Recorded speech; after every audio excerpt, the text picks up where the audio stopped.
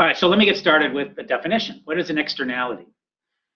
An externality occurs, I'll just read this, when a production or consumption activity has an effect that's external to the market itself. So you're producing and consuming, say, gasoline or steel or chemicals or soap or butter or whatever it is.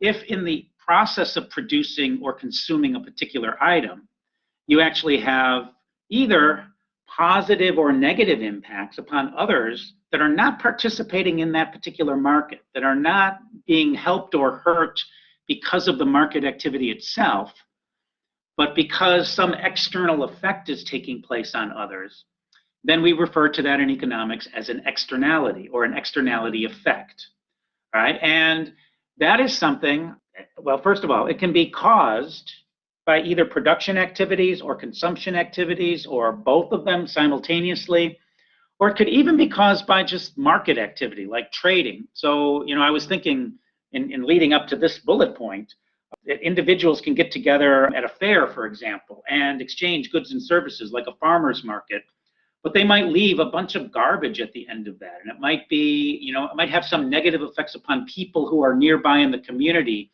because of the after effects of just the trading activity that's taking place. Okay, so that could be another cause of an externality effect as well. All right, now, this is an important point, last bullet point here, which is that externality effects are not part of perfect competition. In fact, we didn't mention them before, and by virtue of not mentioning them, implicitly, we were assuming that they did not exist or they were not relevant.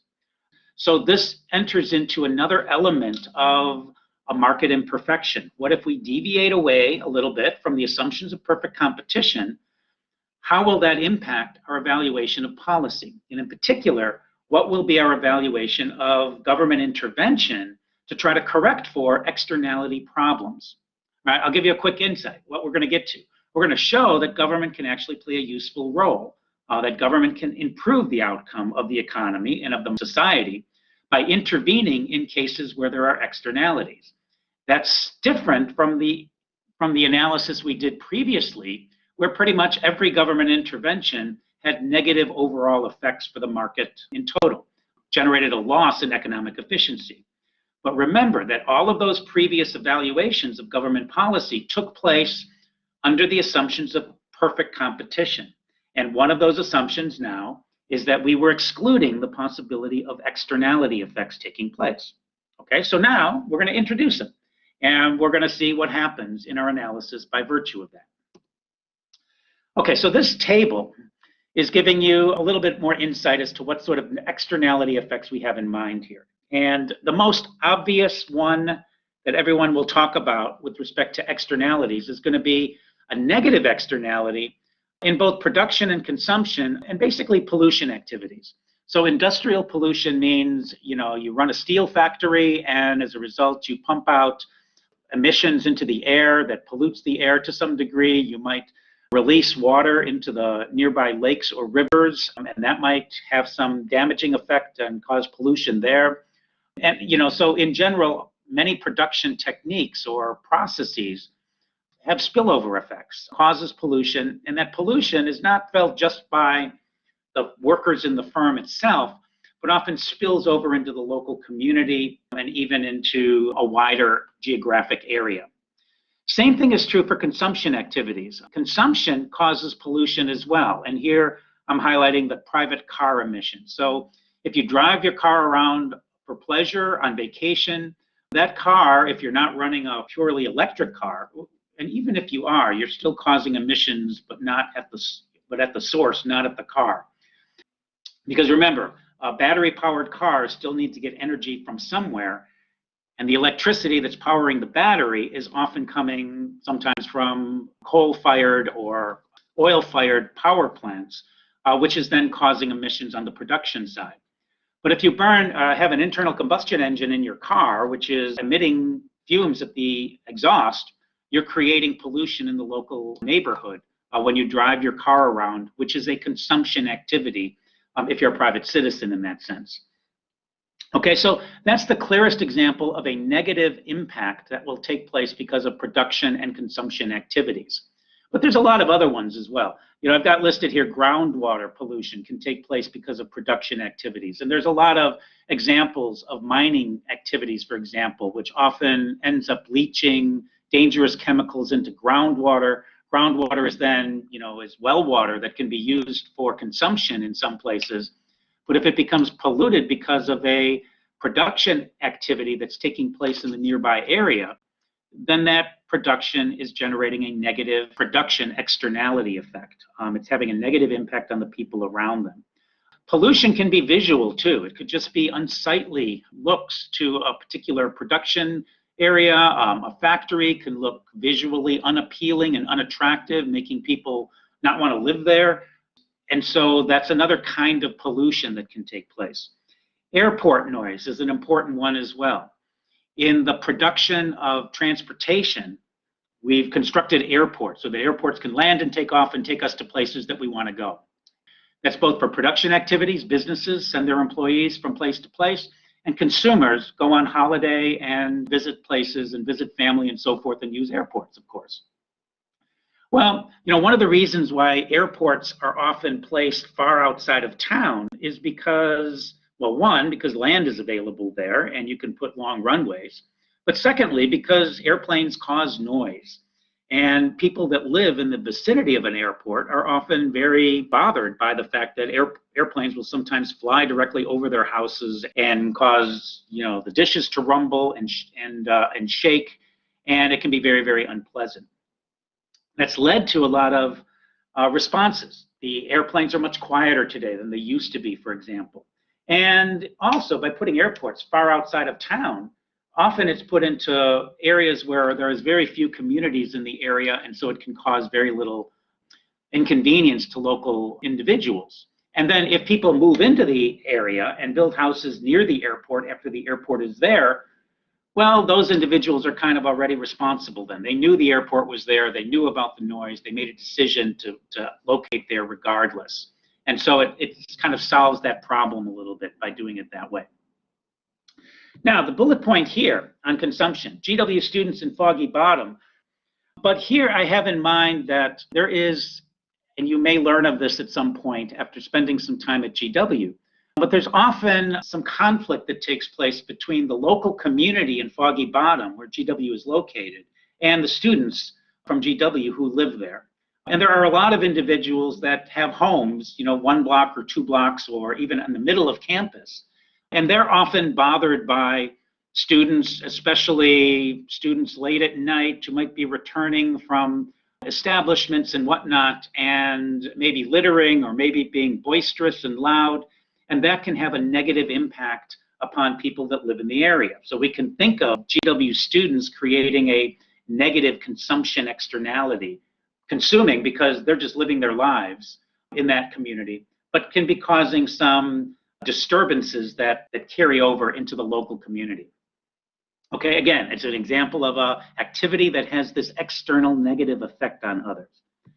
The last bullet point here under consumption is cigarette smoking in public, which long ago was a big issue and ultimately resulted in the banning of smoking in public places, the banning of smoking in restaurants now, not even being able to just segregate people into different sections. But all of those responses are responses to the problem of a negative consumption externality effect that society has had to come up with ways to figure out how to solve that particular problem. And one way to solve it is to not make it possible to smoke in public. And that's led to a lot of the regulations that now affect cigarette smokers throughout the country and even the world today. All right, now, next time in class, we're going to talk about positive externality effects, and we're going to think about how government can intervene in ways that could have positive effects for the economy overall. And I'm just going to mention a few here, but I'll come back and talk about them a little bit later. So in production, positive externalities would be something like a research and development. That's what R&D stands for. So research and development spillovers, where new ideas conceived of by a particular company might spill over and help another company in another industry even learn how to do something better, more efficiently, or maybe produce better products for consumers. So those kind of spillover effects that have a positive effect for others is considered a positive production externality in this particular case. The city architecture here is referring to just the beauty of the architecture in particular cities, that people actually visit cities just to see the architecture, and because it's attractive, it's quaint, it's characteristic of a particular culture or something of that sort. And so city architecture can create a positive atmosphere, a positive community where people want to live there because of what's around them. And that too is a kind of a positive externality. In consumption, I'll just point to the notion of home landscaping. If one homeowner decides to make their front lawn absolutely beautiful with shrubs and flowers and appropriate trees, and everything is designed well, all of the houses that are nearby and the people that live there are all going to benefit from the beautiful landscaping of that home. And it might even affect the value of the homes in the nearby community, because others might wish to pay more to live nearby a place which is especially attractive. And so again, there's an example of a positive consumption externality taking place. I put GW students in Foggy Bottom in two roles here.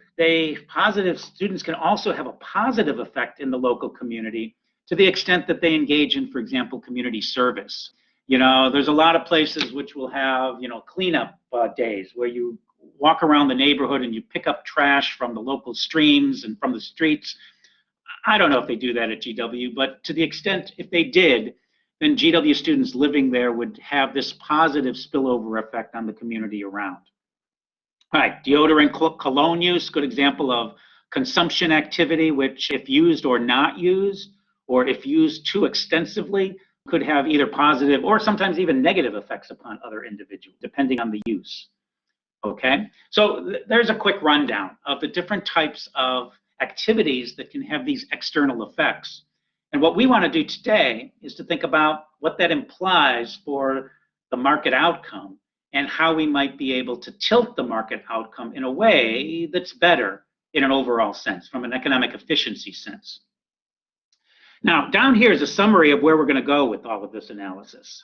And we're going to show today, for example, that if there is a negative external effect on others in the local area from either production or consumption, then we're going to find that firms will tend to overproduce and consumers will tend to overconsume relative to what would be best from a societal point of view. And again, societal point of view means in terms of promoting economic efficiency and getting the greatest collection of happiness bursts out there in society.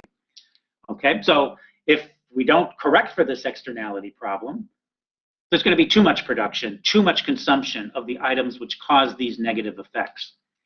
In reverse, if we look at positive externalities, we're going to find there that firms tend to underproduce and consumers underconsume relative to what would be best, again, from a societal point of view.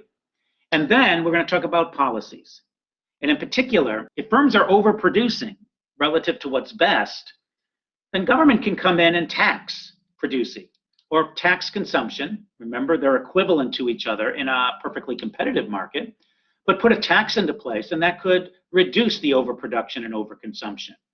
In a similar way, we're going to see next time in class that the optimal policy for a positive external effect is going to be to subsidize production and consumption. Try to get people to do more of the things which are spilling over and having positive impacts upon others.